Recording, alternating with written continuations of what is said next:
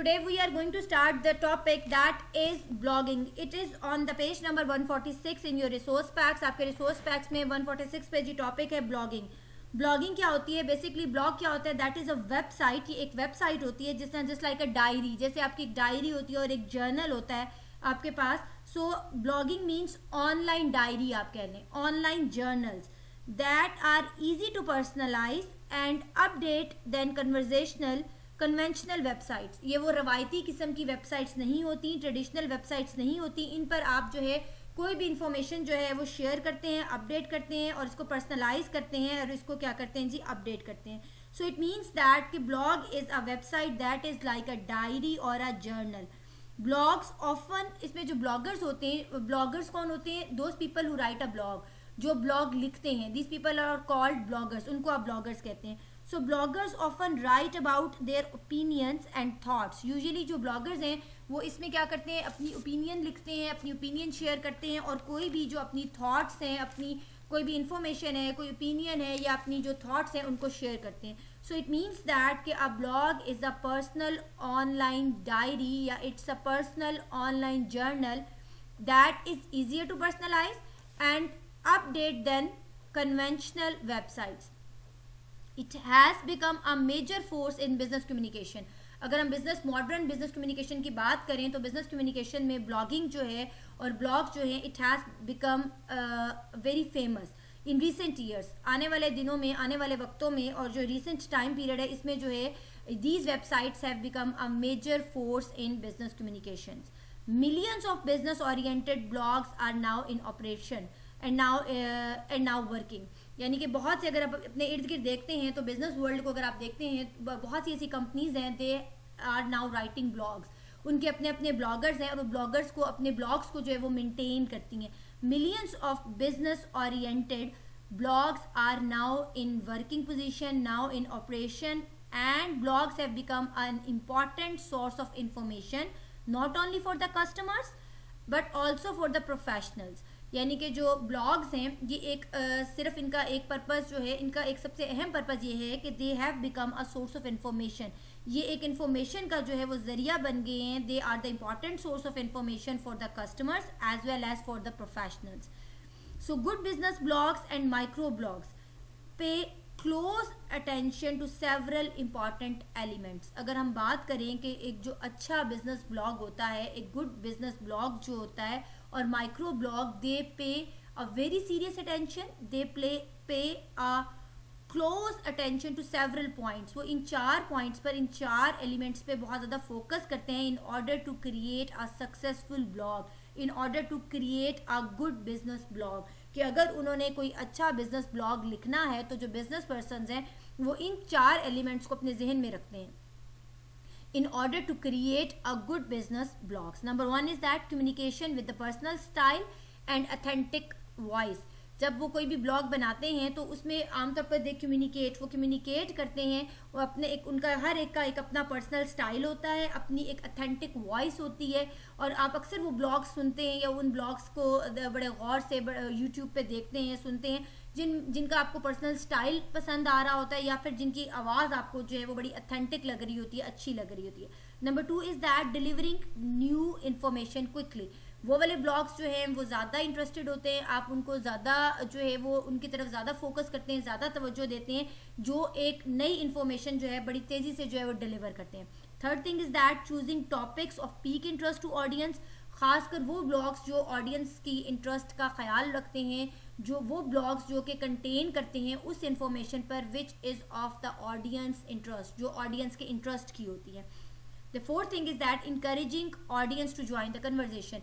वो ब्लॉग्स जो हैं वो ज़्यादा आपकी तवज्जो अपनी तरफ लेकर आते हैं, या वो ब्लॉग्स, उन ब्लॉग्स की तरफ आप ज़्यादा तवज्जो देते हैं जो इंकरेज करते हैं अपने ऑडियंस को टू ज्वाइन द कन्वर्जेशन, के उस कन्वर्जेशन को जो है वो अपने ऑडियंस को जो है वो इंकरेज करते हैं और इंगेज करते हैं कि वो उनके साथ कम्युनिकेट करें, उनके साथ जो है वो उनके जो कन्वर्जेशन है उसमें इन्वॉल्व हों. किस तरह से कि वो उनसे पूछते हैं कि आपके क्या इस चीज़ के बारे में क्या रिमार्क्स हैं या आपकी इस चीज़ के बारे में क्या जो है फीडबैक है. तो इस तरह से वो उनको इंगेज करते हैं अपने ऑडियंस को और उनको इंकरेज करते हैं अपने ऑडियंस को टू ज्वाइन द कन्वर्जेशन, को उस कन्वर्जेशन को क्या करें, ज्वाइन करें. So these are the 4 elements through which you can create a good business blogs. I repeat, number 1, communication with the personal style and an authentic voice. Number 2, choosing topics of peak interest to audience. Number 2 is delivering new information very quickly, fastly. Number 3, choosing topics of peak interest to audience. Number 4 is encouraging audience to join the conversation. ना अब इसको हम बारी बारी बात कर लेते हैं कि डिटेल में कि इन सब चीज़ों का क्या मकसद है, इन सब चीज़ों में किन चीज़ों को आपको. Number 1 is that communication with the personal style and authentic voice. What does it mean? इस बात का क्या मतलब है? Most business message design for large audience. ज़्यादातर जो बिजनेस मैसेजेस होते हैं वो हम डिज़ाइन करते हैं वो इसलिए हम डिज़ाइन करते हैं. ज़्यादातर बिजनेस मैसेजेस का पर्पज़ ये होता है कि आप you want to communicate, you want to converse with the large number of the people for a large audience, कि आप एक बहुत बड़ी तादाद में लोगों के साथ जो है कम्युनिकेट करना चाहते हैं, बहुत बड़ी तादाद में ऑडियंस को इंगेज करना चाहते हैं और कोई भी मैसेज जो है वो एक लार्ज नंबर ऑफ ऑडियंस तक कन्वे करना चाहते हैं. इसलिए most business messages are designed for a large number of the people, for large audience, and these blogs are carefully scripted. Carefully script का मतलब ये है कि इन ब्लॉग्स को बड़े अच्छे तरीके से, बड़े सिस्टमैटिक वे में, बड़ी एहतियात के साथ, बड़ी केयरफुली जो है वो स्क्रिप्ट किया जाता है, लिखा जाता है, तब जो है उनको राइट किया जाता है और फिर they are written very carefully, they are written and they are presented in a corporate wise. Corporate wise means कि बिजनेस वाइज में, अथेंटिक वाइज में इनको जो प्रेजेंट किया जाता है, that wise which is impersonal and objective. और वो जो कॉर्पोरेट वाइज होती है वो क्या होती है? न्यूट्रल होती है, ऑब्जेक्टिव होती है और इम्पर्सनल होती है. तो इसका सबसे अहम बात ये है कि ज़्यादातर जो बिजनेस मैसेजेस होते हैं वो उनका पर्पज़ ये होता है कि we want to communicate through these business message to a large number of audience, to a large number of the people. That is why these messages are created and written very carefully. इन messages को आप बहुत carefully लिखते हैं, इन messages को आप बहुत carefully जो है स्क्रिप्ट करते हैं और फिर जो है वो आप देखते हैं कि आपकी जो these messages are presented in a corporate wise, in a business wise. और वो बिजनेस वाइज कैसी होती है? वो अथेंटिक होती है, इम्पर्सनल होती है और ऑब्जेक्टिव होती है. इन कॉन्ट्रास्ट, अगर आप इसके ऑन द कॉन्ट्रेरी या ऑन द अदर हैंड अगर आप इसके बरक्स देखें तो successful business blogs are written by individuals and exhibit their personal styles. कि जितने भी जो बिजनेस ब्लॉग्स होते हैं, जो बिजनेस ब्लॉग्स या कॉर्पोरेट ब्लॉग्स होते हैं, ये ज़्यादातर इंडिविजुअल्स उनको लिखते हैं और उनको जो है प्रेजेंट किया जाता है, एग्जिबिट किया जाता है पर्सनल स्टाइल में. हर एक का अपना एक पर्सनल स्टाइल होता है. So writing in a personal authentic voice is a key to attracting and keeping blog readers. Second thing is that के writing in a personal authentic voice, कि जो पर्सनल अथेंटिक वॉइस होती है जब आप उसमें कोई भी ब्लॉग लिखते हैं, that is a key element, that is key to attracting and keeping blog readers. और इसकी वजह से आप अपने जो ब्लॉग रीडर्स हैं, ये वो की स्टेप है जिसकी वजह से you can engage your readers, you can attract your readers. Second इसमें एलिमेंट था जी डिलीवरिंग न्यू इन्फॉर्मेशन क्विकली. कि जो बिजनेस ब्लॉग का पर्पज़ क्या होता है कि ब्लॉगिंग टूल्स जो है, जितने भी ब्लॉगिंग टूल्स हैं, they let you post new material, new information very fastly, very quickly, and as soon as you create it, you just send it, or as the new information, the new material, as soon as you create it, आप इसको जितना जल्दी create करते हैं उतना जल्दी आप उसको पोस्ट कर देते हैं, उतना जल्दी आप उसको फॉरवर्ड कर देते हैं. So it means that as soon as you create it or you find it, you just post or you the new material, or it means दूसरे लफ्ज़ों में आप ये कह सकते हैं कि you deliver the new information very quickly और वेरी फास्टली. आप बहुत क्विकली और बहुत फास्टली जो है नई इन्फॉर्मेशन जो है उसको पोस्ट करते हैं. This feature not only allows you, और उसका फ़ायदा ये होता है कि ये ना सिर्फ जब आप पोस्ट करते हैं क्विकली तो उसका रिस्पॉन्ड भी उतना ही क्विकली होता है, उसका रिस्पॉन्स टाइम कम हो जाता है. सो दिस फीचर और this quality not only helps you to post new information quickly or new material quickly, but this feature also allows you to respond quickly. उसका सिर्फ एक ये फ़ायदा नहीं होता कि आप चीज़ों को, इन्फॉर्मेशन को क्विकली जो है वो शेयर कर रहे होते हैं, बल्कि आप रिस्पॉन्ड भी उतना ही क्विकली कर रहे होते हैं when it is required. Such as, मिसाल के तौर पर, ड्यूरिंग अ कॉर्पोरेट क्राइसिस. अगर कोई बिजनेस क्राइसिस है, कोई कॉर्पोरेट बिजनेस वर्ल्ड में कोई क्राइसिस आ गया है, तो उस सूरत में जो है आपको फौरी तौर पर इंफॉर्मेशन मिल जाती है और फौरी तौर पर आप रिएक्ट कर देते हैं. But also let your audience, लेकिन इसमें एक चीज़ का आपने ध्यान रखना है, you need to let your audience know that active communication is taking place, कि आपके ऑडियंस को ये अंदाज़ा हो कि इर्द गिर्द जो है वो आप बड़े कंसर्न्ड हैं और एक्टिव कम्युनिकेशन जो है is taking place. So blogs that do not offer a continuous system, वो blogs that do not offer a continuous system of new and interesting content are quickly ignored in today's online environment.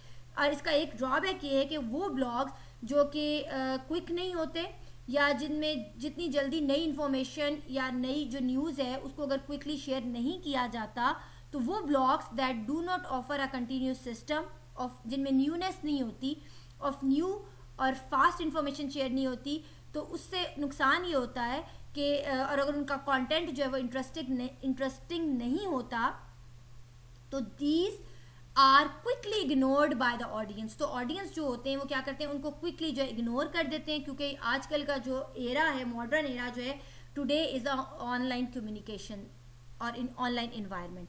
तो इस आज के online environment में अगर आपका blog जो है उसमें आप इंफॉर्मेशन क्विकली शेयर नहीं करते और आप उसमें क्विकली रिस्पॉन्ड नहीं करते, आप जो है इफ़ यू डू नॉट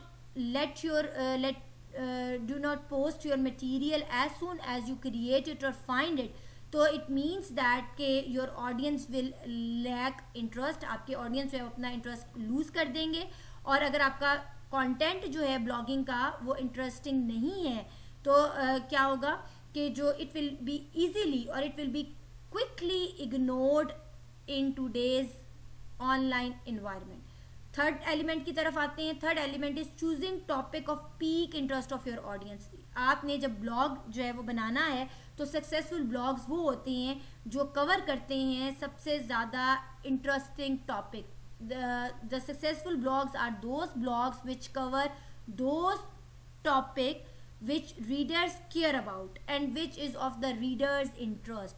कि वो वाले जो ब्लॉग्स हैं, these blogs are considered successful blogs. वो वाले ब्लॉग्स जो है वो सक्सेसफुल ब्लॉग्स कंसिडर होते हैं जिनमें जो है जिनमें जो टॉपिक है वो क्या होता है, those blogs which cover the topic which readers care about and which is of the readers interest, और जो है वो रीडर्स के इंटरेस्ट का होता है topic. The fourth point is that encouraging audience to join the conversation. Fourth element ये है कि आपने इसमें ऑडियंस को जो है वो किस तरह से इंकरेज करना है, किस तरह से इंगेज करना है कि वो जो है ज्वाइन करें आपकी कन्वर्सेशन को. So not all blogs invite comments. ज़्यादातर जो ब्लॉग्स होते हैं वैसे वो इनवाइट करते हैं कि आप उनको कमेंट करें, ऑल दो most do. So not all blogs, लेकिन तमाम ब्लॉग्स जो होते हैं वो उनमें ये ऑप्शन नहीं होती. All blogs do not invite comments, although most blogs ask the people to give comments. So many bloggers consider comments to be essential feature. ज़्यादातर जो bloggers होते हैं वो consider करते हैं comments जो हैं वो essential feature होना चाहिए. Blogs comments can be valuable source of news. तो blog comments जो होते हैं they are the valuable source of news, information and insights. जो ब्लॉग्स कमेंट्स होते हैं वो वैल्यूएबल सोर्स होते हैं इन्फॉर्मेशन का, न्यूज़ का और इनसाइट का. In addition the informal nature of blogging seems to make it easier for companies to let their guard down and communicate और कन्वर्स विद देयर ऑडियंस. तो इस वजह से जो थोड़े इनफॉर्मल ब्लॉग्स होते हैं उनका पर्पज़ उनका भी यही होता है कि उनका जो कंटेंट होता है ब्लॉग्स का, वो जो है बेसिकली जो ब्लॉग्स के जो कमेंट्स होते हैं, ब्लॉग जो उस पर कमेंट्स आते हैं, एक तो बात ये है कि वो वैल्यूएबल सोर्स ऑफ इन्फॉर्मेशन होते हैं, सोर्स ऑफ न्यूज़ होते हैं, सोर्स ऑफ इंसाइट होते हैं. लेकिन इसके साथ साथ जो उनकी जो ब्लॉगिंग की जो एक इनफॉर्मल नेचर है, ये उसका फ़ायदा ये होता है कि it makes easy for the companies to let their people know about them and to communicate with their audience easily. So these are the 4 elements. इन 4 एलिमेंट्स पर अमल करते हुए you can create a successful blogs. ये था जी blogging और how can you create a successful blog. आप किस तरह से सक्सेसफुल